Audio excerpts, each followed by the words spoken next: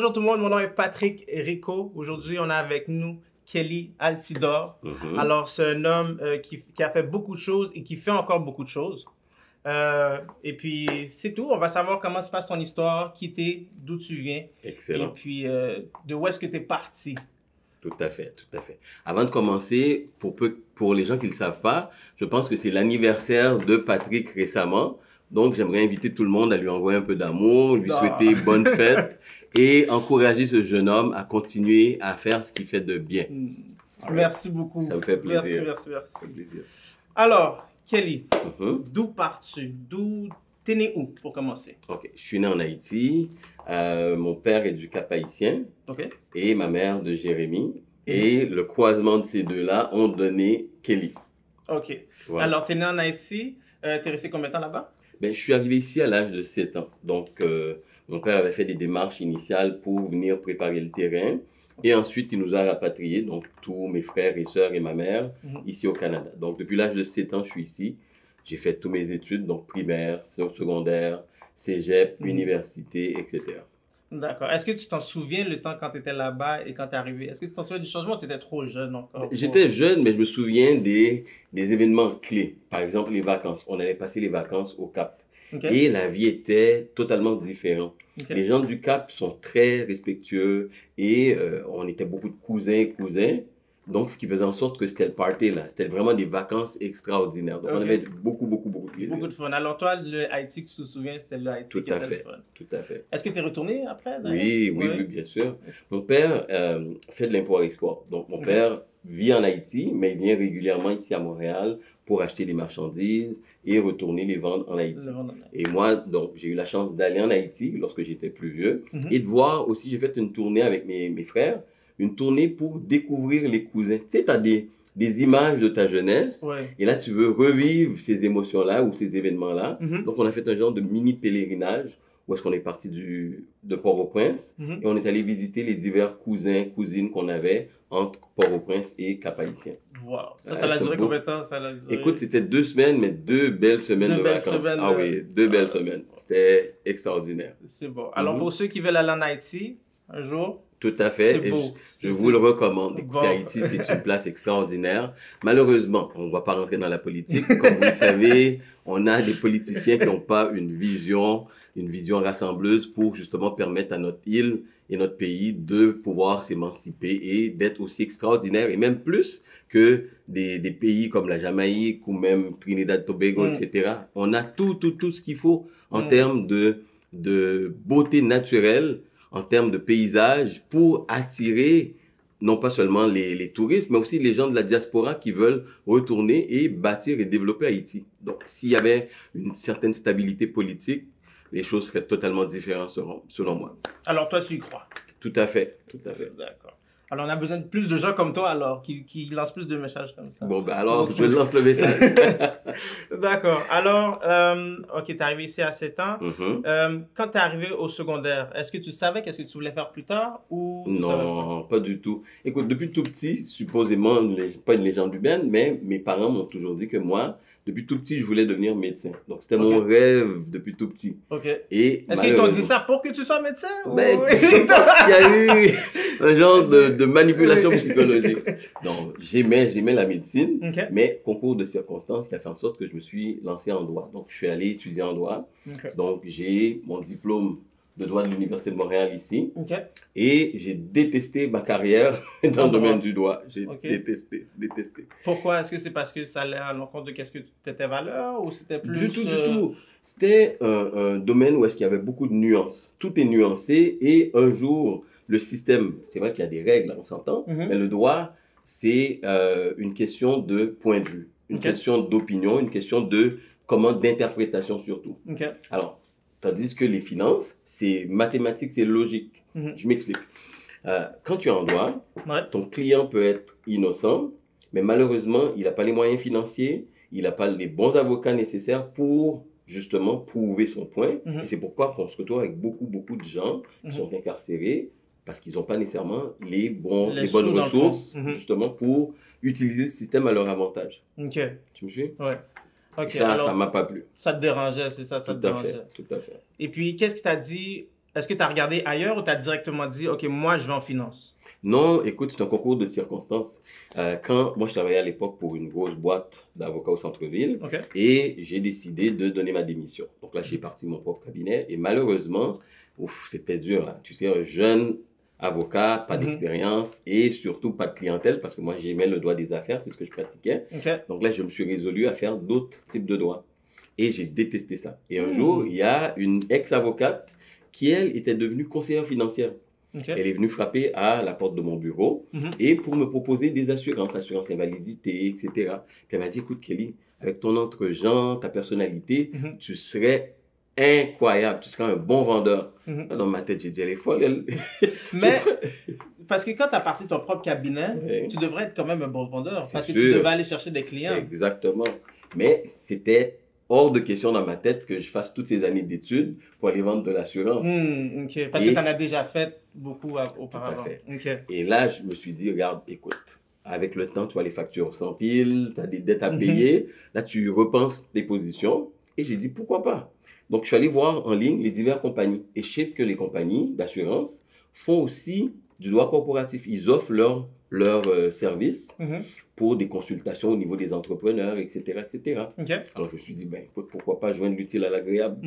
Donc, je suis allé rencontrer les compagnies à l'époque qui étaient très tendance. Il y avait London Life, il y avait Industrial Alliance et la Sun Life. Et moi, je suis tombé en amour avec le gars qui m'a interviewé. Un chic type, un bon gars, Robert Paquette. Alors, si toutefois tu vois cette vidéo, Robert, je te salue. Alors, Robert était directeur à la London Life. Et c'est lui qui m'a interviewé, m'a recruté. Mais ça a cliqué parce que c'est un chic type, un bon gars, là. C'est quelqu'un qui est très à terre, qui est capable de te faire apprécier son domaine, mais surtout aussi qui m'a fait découvrir des endroits extraordinaires à Montréal. Donc, Robert a été un petit peu mon guide touristique dans les bons restos, les bons bars. On a eu de bons moments. Ça a été ton bon mentor. Tout à fait, tout à fait. D'accord. Alors, quand tu as décidé de faire le chiffre, est-ce que tu as trouvé ça difficile? Est-ce que tu as trouvé ça que c'était différent vraiment ou... C'était totalement différent, c'est le jour et la nuit. Et même au début, je ne sollicitais pas mes contacts amis qui étaient dans le domaine du droit parce que j'étais un petit peu gêné, j'étais honteux de dire, écoute, là, je suis rendu vendeur d'assurance. Et donc, mais par contre, la belle surprise, c'est que en une année, j'avais fait 1 fois et demi mon salaire d'avocat. Oh, wow. Tellement ça allait bien. Et tellement ça allait bien, après 1 an et demi, 2 ans, on m'a promu au poste de directeur. Donc, j'ai eu une croissance, une carrière fulgurante.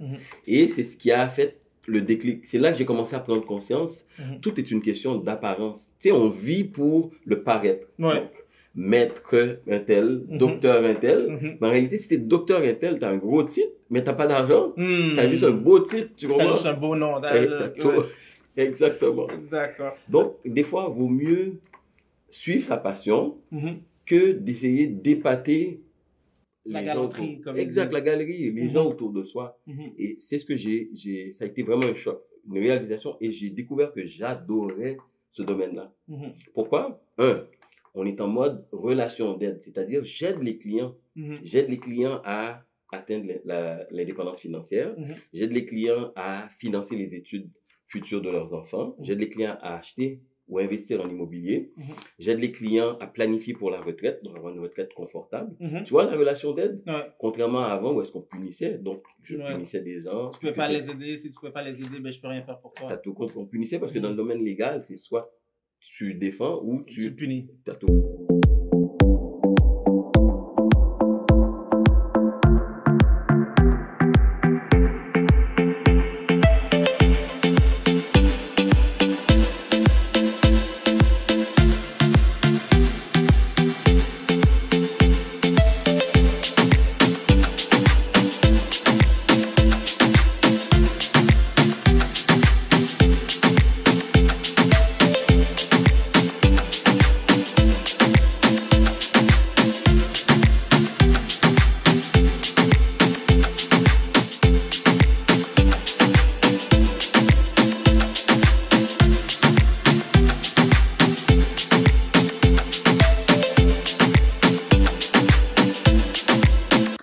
Rentrer en assurance, qu'est-ce que ça prend?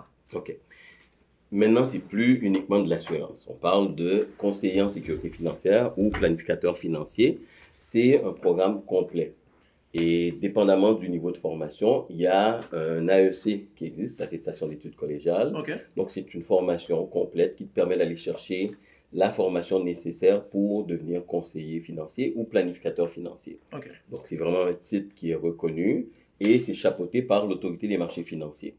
Alors, dépendamment, bon, avec la COVID, les choses ont changé, mais antérieurement, il y avait certaines compagnies qui payaient même la formation pour encadrer et inciter les futurs candidats à bien démarrer du bon pied. Donc, il y a même des incitatifs financiers, donc un genre de certains montants qu'on te donne durant la formation pour te permettre de focuser sur les études et de ne pas stresser par rapport à des soucis financiers. Alors, donc, ça, c'est ce qui existe à l'heure actuelle. Et cette formation, en termes de salaire, quelqu'un qui débute la première année, s'il est bien encadré, s'il est vraiment pris en charge, s'il a un bon mentor, il peut s'attendre à faire entre 45 à 55 000 $. Première année, quand même. La première année, c'est quand même très bien, là. Et d'autant plus, puisqu'il est considéré comme travailleur autonome, il y a certaines institutions qui le payent comme salarié, mais la plupart, en général, il est considéré comme travailleur autonome. Donc, de là, il peut déduire ses dépenses. Donc, les dépenses pour générer les revenus de commission qu'il gagne. Donc, s'il a une auto, il peut déduire l'essence, les réparations, les plaques, etc. Des frais de représentation aussi, s'il emmène des clients dîner. On ne peut plus dîner nulle part maintenant, on s'entend, mais s'il y a des bons clients, tu as un dîner d'affaires, donc ça aussi, ça peut passer dans des dépenses, etc. Par rapport, bon, là, on a parlé du COVID. Comment ça a été dans le milieu? Est-ce que ça vous a frappé ou est-ce que... Non, toi, personnellement, dans le fond. Est-ce que toi, personnellement, ça t'a frappé?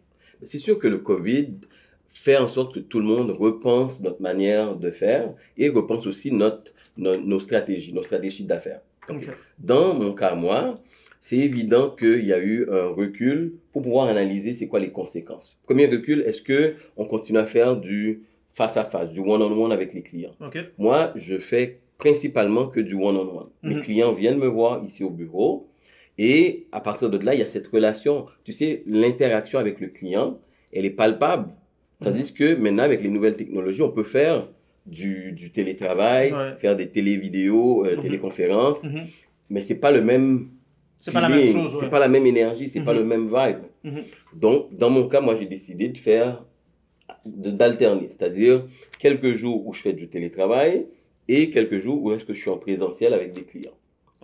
Par contre, on a mis toutes les mesures en place, les mesures sanitaires, c'est-à-dire les gens, lorsqu'ils se présentent, ils se désinfectent la main avec le Purell, les bureaux sont désinfectés, les chaises aussi, avant l'arrivée et après l'arrivée des clients. Et durant la rencontre, les clients gardent leur masque et moi, j'ai ma visière qui me permet de me protéger tout en leur parlant, leur expliquant et faisant la planification financière nécessaire. Fait que dans le fond, ça a pu continuer à rouler juste de différentes façons. Exactement. D'accord. Oui. Et en toute honnêteté, ça nous a permis de revoir nos stratégies ou notre plan d'affaires. Et on s'est rendu compte qu'il y avait beaucoup d'opportunités qu'on laissait passer. Et que la COVID nous a permis de saisir tout ce qui est investissement, tout ce qui est besoin de sécurité. En temps de pandémie, les gens sont inquiets. Et là, on se rend compte que cette inquiétude, nous, on peut tranquilliser les clients parce qu'il existe des produits qui leur permettent d'être protégés en cas d'invalidité, de voyager à l'étranger, éventuellement lorsque ça va être ouvert, mais aussi d'être protégés contre le COVID. Donc, de pouvoir avoir accès à des soins de santé si on attrape la COVID. D'avoir des assurances pour la succession. Donc, si toutefois une personne décède, donc il y a des conséquences financières. Et à ce moment-là, nous, on peut prévoir les conséquences financières, donc tout ce qui est impôt au décès, planification successorale, etc. Et aider les gens à cheminer et être moins inquiets par rapport à la pandémie ou les conséquences de la pandémie. Alors, et puis ça, c'est Alta Capital. Exactement. Alors, les gens qui veulent avoir tous ces services-là et même plus. Et puis, Kelly, ça fait combien, peut-être 2 ans que je te connais? Tout à fait, oui. Alors, à peu près, c'est une super bonne personne. C'est gentil. Il dit vraiment la vérité. Il ne va pas passer par 10 millions de chemins. Il a aidé quelques-uns de mes amis aussi. Et puis, jusqu'à ce jour, mes amis sont très contents. Alors, très bon travail, homme très honnête. Et puis, c'est ça. C'est apprécié. Et c'est ça le secret de la longévité dans n'importe quel business. La vérité. Exact. Être intègre, l'intégrité, être aussi transparent et surtout vouloir se dépasser, vouloir s'améliorer constamment. Ma vie, ça a été une quête de progression, de changement. Et ces changements-là m'ont permis de devenir la personne que je suis. J'ai une question pour toi. Dis-moi. Est-ce que c'est déjà arrivé pendant ton parcours, soit pendant que tu étais avocat ou tu as voulu changer de carrière? Est-ce que à un moment donné, tu t'es dit, ah, je sais plus si je suis capable? Est-ce que tu as déjà eu un moment de faiblesse et c'est quand ça? Et qu'est-ce que tu as fait pour te relever? Excellente question. On est humain. Il ne reste pas moins qu'on vit des choses où est-ce que tu te dis, regarde, est-ce que je continue ou j'arrête? Moi, j'ai eu la chance d'avoir un noyau familial très, très, très fort. Mes enfants, ma femme, mon père, ma mère, ces gens-là, c'est des piliers. Donc, des gens, et même mes frères et sœurs, des gens qui ont été toujours présents pour moi lorsqu'il y avait des pépins et qui m'ont permis de relativiser la chose. Parce qu'oublie pas, les pépins arrivent. Tu vois, en ce moment, on a dû interrompre l'émission quelques instants. Il y a un gros pépin qui arrive. Mais ma devise, c'est qu'à chaque problème, il y a une solution. Donc, en partant de là, tu te mets en mode solution et tu oublies le problème. Tu comprends? Donc, de cette manière, ça te permet de prendre un recul puis de dire, OK, c'est quoi les options possibles? Puis, en bout de ligne, tu vas toujours trouver une solution. C'est quand tu es en mode panique que là, tu vois le problème comme énorme, que là, tu fais des erreurs, tu fais des gaffes. Mais si tu dis, il y a une solution, tu vas finir par trouver une solution. Exact. Alors toi, quand tu vois que... Est-ce que c'est quand tu vois que le mode panique arrive que tu dis, OK, là, Kelly, il faut que je me calme, il faut que je gère? Ben, tout à fait. Tu as pu voir l'intervention que j'ai faite là en ce moment. C'est exactement ça. Et c'est ce que j'inculque à mes enfants. Je leur dis, écoutez, n'importe quoi qui vous arrive, si votre état d'esprit est en panique, vous n'allez jamais pouvoir trouver la lumière ou une solution. Donc, prenez un recul, respirez, puis dites, OK, là, qu'est-ce qui se passe là? C'est quoi la problématique? Comment je vais dealer avec ça? Puis, that's it. Une fois que ton cerveau est froid là, comme on dit, avoir la tête froide, oui, le reste c'est... Et puis, tu fais pas juste ça non plus, tu as plusieurs portfolios, si je me trompe pas. Tout à fait. Quoi d'autre que tu fais? Dans quel autre domaine? Écoute, j'ai investi en immobilier, j'ai investi à la bourse. En immobilier, ça fait près de 30 ans. OK. Ouais. Donc, j'ai investi à la bourse aussi. Qu'est-ce que je fais? Je fais de l'investissement immobilier à l'international aussi. OK. À part ça, c'est quand même beaucoup. C'est à peu près tout. C'est quand même beaucoup. OK. Qu'est-ce qui t'a fait rentrer dans l'immobilier? Ah, bon, écoute. L'immobilier, ça a été un déclic dès le départ. J'étais chez mes parents et avant de déménager, moi, j'ai toujours été économe, pour ne pas dire cheap même. Donc, j'ai économisé et je ne voyais pas l'intérêt ou le bien fondé de quitter chez mes parents où j'étais bien pour aller en appartement payer un loyer. Donc, j'ai commencé, donc j'ai acheté mon premier quatreplex. Et à l'époque, c'était une reprise de finances. Imagine. Donc, je suis tombé sur une aubaine. Mais le gros panique, le gros stress, tu sais, quand tu fais un premier move, mais tu n'as personne pour t'encadrer. Tu sais pas quand. OK, il n'y a personne dans ta famille qui faisait ça? Du tout. C'est quelqu'un qui t'en a parlé ou c'est toi-même? Ben, c'est moi. Écoute, c'est moi qui me suis informé, puis j'ai entendu, j'ai assisté à quelques séminaires à l'époque. J'avais quoi? 19, 20 ans à peu près. Puis déjà, je m'intéressais à tout ce qui est financier, etc. Et lorsque j'ai fait l'acquisition de mon premier quadruplex, justement, écoute, la grosse panique, c'était à moitié vide. Donc, sur 4 logements, j'avais 2 qui étaient vides, 2 qui étaient vacants. Et selon mes calculs, c'est sûr que je n'avais pas de cash flow positif là. Donc, j'étais en mode panique. Qu'est-ce que je vais faire? Après ça, t'as reculé. Exact. J'ai dit, let's go, on fonce, on va trouver une solution, effectivement. Depuis lors, ça a été le premier immeuble qui m'a amené à faire l'acquisition d'autres immeubles. Et tu as vu ça, j'entends pas beaucoup de gens qui font des finances, pas des finances, l'immobilier international. Ça, c'est quoi les steps ou qu'est-ce que ça prend pour faire ça? C'est le même processus, plus ou moins. Ce que je veux dire par là, c'est que en réalité, tu as besoin d'un bon crédit, tu as besoin d'être organisé. Ce que je veux dire par là, c'est que si tu achètes, exemple, je ne sais pas moi, en Floride, ben, tu prends une firme de gestion, à moins que toi, tu veux le faire à temps plein. Dans mon cas, moi, je n'ai pas le temps. Donc, ce que je fais, c'est que j'engage une firme de gestion qui gère mon parc immobilier et qui fait en sorte que moi, je n'ai pas de soucis et je suis au courant de tout ce qui se passe, tant au niveau des locations, tant au niveau des taxes, tant au niveau de la fiscalité aussi, parce qu'il y a de l'impôt à déclarer, etc. Donc, moi, ça me permet d'avoir entre guillemets, un revenu passif qui me demande très peu de gestion de temps. Voilà. Okay. Alors, si un jeune ou une personne un peu plus vieux jeune, si il part de rien et puis il voudrait dire, OK, moi aussi, je veux pas suivre tes pas, mais il voudrait faire à peu près les mêmes choses. OK, je suis intéressé à faire l'immobilier, je suis intéressé à être dans le monde des finances. Qu'est-ce que tu lui dirais par où commencer? Est-ce qu'il faut avoir un montant? Est-ce qu'il faut avoir... Excellente question. Il faut lire certains livres peut-être? Ben, écoute, c'est sûr que tout ce qui est knowledge, c'est un must. Tu comprends? Donc, tout ce qui est connaissance, t'entourer aussi des gens qui ont le même mindset. Oublie pas, on est la somme des gens qu'on fréquente. Tu comprends? Donc, si tu tiens avec des gens qui n'ont aucun intérêt pour l'immobilier, ils vont te parler de, je sais pas moi, de jeux vidéo, ils vont te parler des choses qui t'intéressent peut-être pas. Ouais. Alors, si tu tiens avec des gens qui parlent d'argent, de finances, d'investissement immobilier, vous allez pouvoir échanger, vous allez pouvoir grow, vous build individuellement et ensemble aussi. Alors, donc, moi, je pense d'abord s'entourer des gens avec le même mindset. Bon, ça. Deuxième chose, faire des lectures, faire des recherches. De nos jours, l'information est accessible. On vit dans une ère où est-ce que l'information, tu cliques, Google, là, c'est l'encyclopédie, la meilleure encyclopédie qu'il peut pas avoir. Tu demandes n'importe quoi. Tu peux même opérer quelqu'un grâce à Google. Alors, c'est une blague, mais bon. Grosso modo, Google te donne accès à une foule de ressources, de littérature et qui te permettent de pouvoir te renseigner, mais aussi t'informer et te cultiver. Troisième étape, le crédit. Le crédit, c'est un must. Le crédit, c'est la base de n'importe quoi que tu vas faire. Donc, assurez-vous d'avoir un crédit qui est bien, qui est impeccable. Et en parallèle, l'économie. Les sommes, des gens disent, écoute, j'ai $0, mais tu as de l'argent autour de toi. Tu as du blood money. Donc, les parents sont prêts à te donner de l'argent. Et moi, j'encourage beaucoup de mes clients à solliciter leurs parents, au lieu d'attendre qu'ils meurent, de demander leur héritage de leur vivant. Tu comprends? Pendant que ton père est vivant, ta mère est vivante, si elle a 50 000 qu'elle veut te léguer, prends le 50 000 dès maintenant et commence à l'investir, à le faire fructifier. Tu comprends? Donc, ça, c'est des stratégies simples, mais il y a aussi, comme tu es en train de faire, c'est-à-dire créer des sources de revenus multiples. De nos jours, écoute, tout le monde a un talent. Moi, le seul talent que j'ai, c'est de faire de l'argent. Tu comprends? Donc, j'ai pas d'autre talent. Je sais pas chanter, je sais pas, je pourrais donner des cours, tu sais, les gens en ligne, des cours en ligne. Comme ça, exact.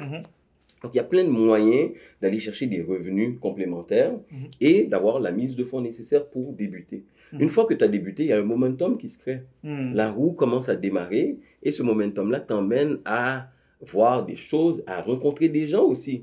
Parce qu'oublie pas, l'univers est en lien avec ce que tu veux.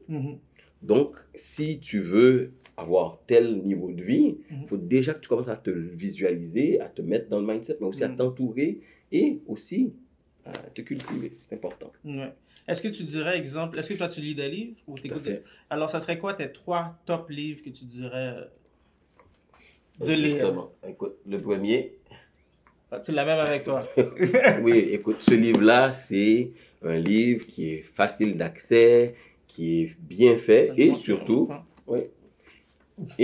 qui permet aux gens de s'initier, de bien comprendre les rudiments du jeu de l'argent. Il dit Money Master the Game. Effectivement, c'est un jeu. Le jeu de l'argent, faut connaître les règles. Les gens connaissent même pas les règles de base.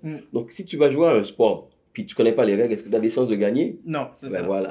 Alors, gagner de l'argent, c'est un sport actif et un sport dangereux. Donc, autant bien connaître les règles du jeu et d'aller chercher les bonnes lectures. Alors ça serait le premier. Oui. Ça serait quoi le deuxième? Un des premiers livres que j'ai lu qui m'a ouvert l'esprit, c'est La magie de penser grand. La magie de penser grand te permet de dire pourquoi je me contente d'être là alors que je peux être là. Donc, ça te donne cette capacité de voir qu'on se limite tellement que c'est incroyable. Quand tu vois que tu peux être plus grand. Tout à fait. Et puis, c'est en faisant aussi, je pense, des petites choses. Les gens attendent de... tout à l'heure, on s'est parlé, et puis tu as dit, les gens attendent d'avoir tout de suite. Exemple, moi, je voulais avoir tout de suite. Effectivement. Plus vite, mais ça prend du temps. Alors, c'est en ayant des little wins, des petits trucs par des petits trucs, qu'on finit par avoir... Tout à fait. Et tu le dis si bien. Patrick, moi, c'est un jeune que j'admire. Je le trouve brillant, intelligent. En plus, le gars est beau bonhomme en plus. Donc, c'est un bonhomme qui va aller loin. Et je pense que quand on s'est rencontrés, il avait cette soif de réussir, mais de réussir rapidement.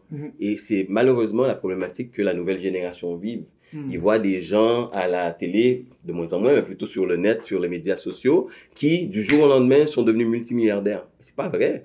Les rares cas où la personne a créé un bidule, un gadget, je connais plusieurs de mes clients qui sont dans le domaine des IT, donc tout ce qui est technologie de l'information. Et j'en connais un particulier. Ce bonhomme-là, écoute, c'est aujourd'hui qu'il est en train de récolter le fruit de tout son travail qu'il a semé, je dis bien semé, depuis une vingtaine d'années. Et là, grâce à ça, maintenant, ça fait boule de neige. Mais les gens pensent que ce gars-là est devenu une superstar du jour au lendemain. Mais non. Fait que moi qui l'ai vu progresser, qui a vu le chemin parcouru, donc c'est pour ça que je dis à tout le monde, prenez le temps. L'indépendance financière, c'est un journey, c'est un voyage. Et ce voyage-là va t'emmener à rencontrer des gens extraordinaires, mais aussi des gens que tu dois quitter derrière toi pour pouvoir progresser. Tu comprends? Puis c'est une bataille avec toi-même aussi. Exactement. Exact. C'est bien dit. Et puis si tu as été élevé d'une certaine manière avec les finances, il faut, exemple, que tu apprennes comment ça marche. Et puis les gens prennent comme excuse, mes parents ne parlaient pas de finances, ma famille, on était pauvres, etc. Mais tu n'es pas ta famille, tu n'es pas tes parents, tu es toi. Et à chaque jour, on est porté à prendre des décisions, faire des choix. Et il faut que tu fasses les bons choix pour toi, en fonction de où tu veux être et de qui tu veux devenir aussi. Troisième livre. Ah, troisième livre. Troisième livre, ça serait quoi? J'en ai lu un récemment. Bon, que j'avais lu. C'était... Parce que moi, je pense que pour réussir, les gens, ils disent « Ah, non, moi, j'aime pas trop lire les livres, j'aime plus écouter des audios ou j'ai pas besoin d'écouter, j'ai pas besoin de lire des livres. » Moi, je pense que c'est pas vrai parce que tu as été à l'école et qu'est-ce que tu as appris? C'est dans les livres. Vrai. Alors, maintenant, plus qu'on grandit, plus qu'on vieillit, on lit moins de livres, on lit plus de livres. Vrai. Pour apprendre. Vrai. Il y a des gens qui lisent, mais c'est des romans policiers, des trucs comme ça. Alors, je pense que si tout le monde serait focusé sur les livres, ça serait important. Je pense que la planète serait un peu mieux. OK. Je vais être totalement honnête et transparent. Oui. J'aime lire, mais c'est peut-être que j'ai pas cette discipline de lire régulièrement. Non, c'est pas obligé. Alors, désolé pour la coupure. On a été... monsieur est très occupé. Désolé. Alors, merci beaucoup déjà pour ton temps. Alors, le troisième livre, ça serait quoi? Le troisième livre, il y en a plein. C'est sûr, certain que troisième qui serait intéressant...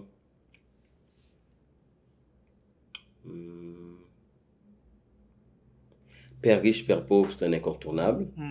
Alors moi, je pense que ce serait un autre livre à découvrir ou à redécouvrir éventuellement. Père riche, Père pauvre. D'accord.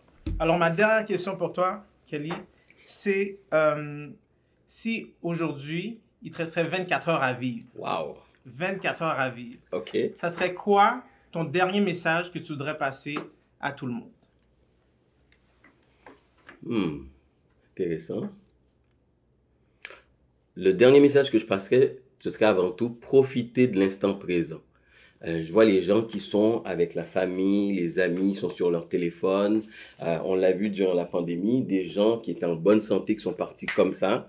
Donc, ça te permet de revoir tes priorités et de dire, écoute, l'instant présent, c'est essentiel. Mais aussi de planifier pour le futur. Parce que l'instant présent, c'est bien beau de profiter, mais si on ne planifie pas, qu'est-ce qui arrive? On fait comme la cigale et la fourmi. C'est la cigale qui a bien profité et la fourmi, au contraire, qui a été cheap toute sa vie. Donc, c'est d'avoir un équilibre, comme dans toute chose, de trouver l'équilibre et de trouver sa vraie passion surtout. Quelque chose qui vous passionne, quelque chose qui vous allume, qui fait en sorte que vous vous levez le matin, puis c'est pas comme un travail. Ouais, j'en parle encore aujourd'hui. J'adore ce que je fais et je pourrais faire ça pour le reste de ma vie, même sans être payé. Sauf que, bon, je connais ma valeur, donc il faut que je sois payé. C'est bon. Bon, ben, merci beaucoup pour ton temps parce que je sais que tu es très occupé et j'espère que tu vas continuer à être occupé. Tout à fait. Je le souhaite. C'est ça le but. Alors, je vais vous laisser les informations de Kelly Altidore, Alta Capital. Et puis, contactez-le. Il est très facile à contacter, qui veut dire qu'il répond. Tout à fait. C'est-à-dire qu'il répond, puis il est là pour les gens qui veulent être là. Et puis, c'est ça. Ben, merci beaucoup. Ben, merci à toi. Merci. Écoute, c'est un plaisir. Et puis, je ne suis pas inquiet. Ce jeune-là, vous allez entendre parler de lui dans les années futures.